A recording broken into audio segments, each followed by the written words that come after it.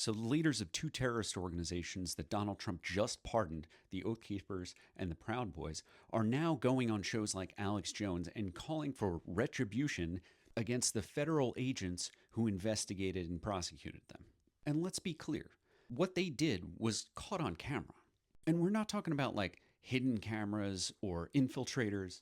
Enrique Tarrio, the leader of the Proud Boys, who has admitted to snitching on his friends as a federal informant, he invited documentarians to hang out with him in the lead up to January 6th.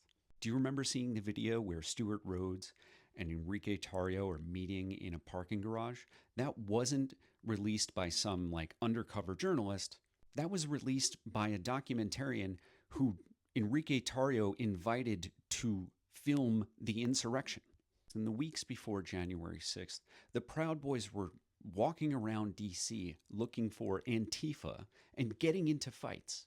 This resulted in local residents being hospitalized because they looked suspicious to a terrorist organization, the Proud Boys.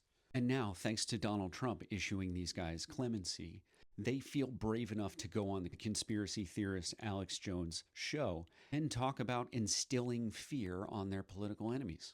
And Enrique Tarrio is trying to be funny, implying that he's now the leader of the Proud Boys again.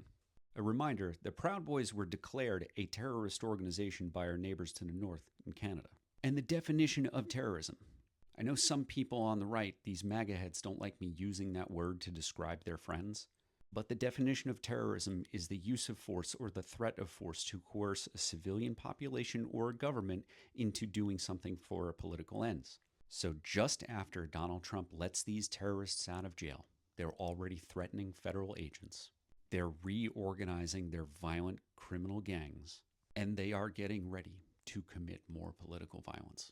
If you want to learn more about how we can hold people like this accountable, check me out on Substack. Look for On Offense by Chris Goldsmith. Because it's not enough to defend democracy. We need to go on offense. So I want more people to understand how to work within the legal system to hold terrorists like this accountable. The FBI and the DOJ under Donald Trump's control are not going to be leading this fight, obviously. But even as civilians, we can work within the system to impose legal consequences on terrorists like this. And we need to do that at the grassroots level, not just Enrique Tarrio and Elmer Stewart Rhodes, but the individual members of these unlawful militias and street gangs that are in your neighborhood. We will not live in fear. We will protect our own, and we will do it entirely legally.